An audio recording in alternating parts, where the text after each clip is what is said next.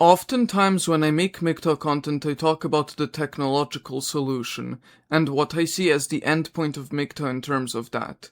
Well, in this video, I have news about the technology side and innovations that make the technological solution more viable, and brings us one step closer to getting to a world where the predictions of Barbarossa, Thinking Ape and Sandman come true, and men are self-sufficient and independent. So with that being said, let's begin. So you might be wondering, what is the big news here? Well, on the 30th of June 2026, according to Matt Krisiloff, we have a breakthrough to the tech-based future of the artificial womb technology, and this breakthrough is being able to generate human egg cells from stem cells. Reportedly, and these are still claims made by Matt Krisiloff, it was possible to convert blood cells into stem cells, and from there to basically create egg cells out of them, which has the possibility of making IVF easier, as well as basically making the acquisition of egg cells easier and far cheaper than it is now. I will explain why this is significant. The reason this is significant is that it directly provides a solution and a counter-argument to a point that some mention, which is that all of this is somehow impractical because you would need to get egg cells from women. And to clear this up, buying them from women who are donating them does not make you less MGTOW, and does not incur the risks of alimony or child support that a relationship in the traditional sense and context akin to the model of a traditional nuclear family would, as the proposition of buying donated egg cells does not violate any of the rules of MGTOW as they are understood. But with this technology, even this is not a concern, because if you can get egg cells from sources other than women by creating them, then we are in a good position. The other reason for this technological advancement being significant, good and beneficial, is that it leads us one step closer to having the artificial womb. People have this idea that the artificial womb is just one big thing that may or may not happen, but that is a very oversimplified way of looking at it. The artificial womb, any artificial womb for that matter, would actually consist of several technological advancements preceding it, which would act as a stepping stone. IVF in its current form was the first such stepping stone, proving that conception other than the natural method can and does work. It is thanks to it that yours truly is able to make this video, and it is proof that it works. Thanks to it, surrogacy in its truest form, where you can have an embryo, or to be more exact, a zygote, with an egg cell different and genetically unrelated to that of the surrogate, is able to grow successfully. We also have incubators for premature babies, so that they can still grow properly and are still able to grow properly. And you can describe incubators as a current prototype to the artificial womb. So it is a case study of if this works or not.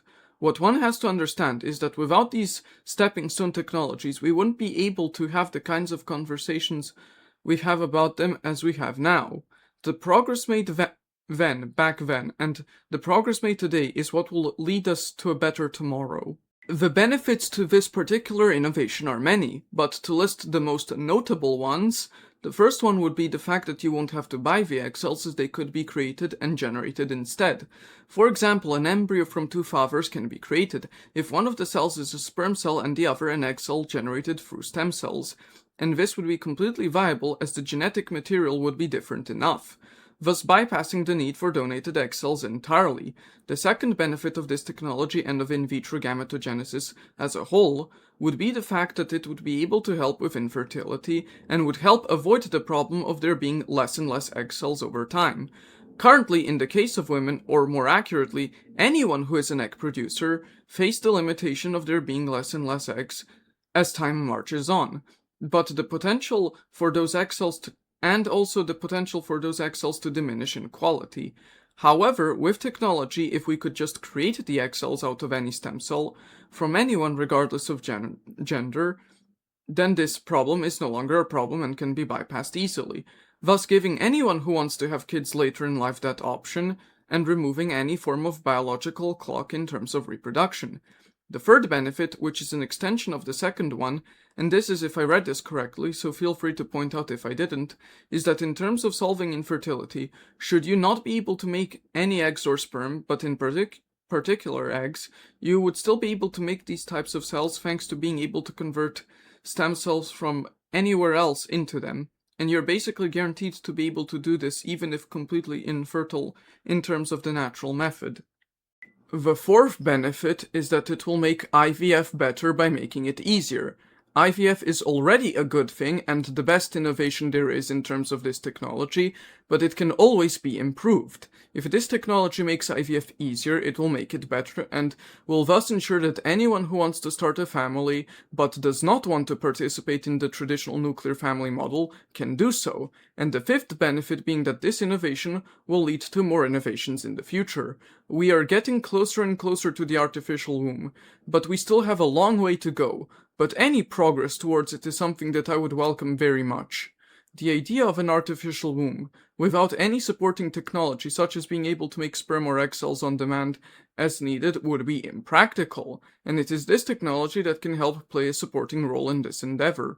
If we didn't have IVF, we wouldn't have surrogacy, and we wouldn't have any shot at getting to fulfill what was promised.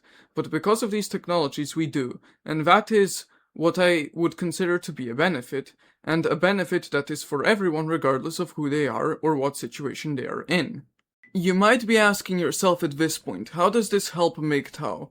Well, I'm glad you asked. I happen to share a similar, if not the same perspective as Sandman in terms of the technological-based future, and what would benefit us in terms of the technology to get there. So my response is based on me having that mindset.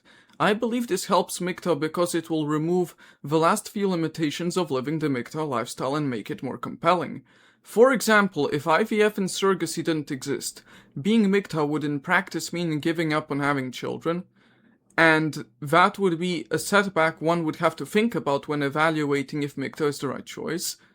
But because the nuclear family model of old is being weakened and because technology is stepping up to fill the gaps, you will not have to pick between being MGTOW and having kids, and you will not be forced into having a heterosexual and heteromantic relationship in order to have a family, thus not risking breaking any of the MGTOW guidelines.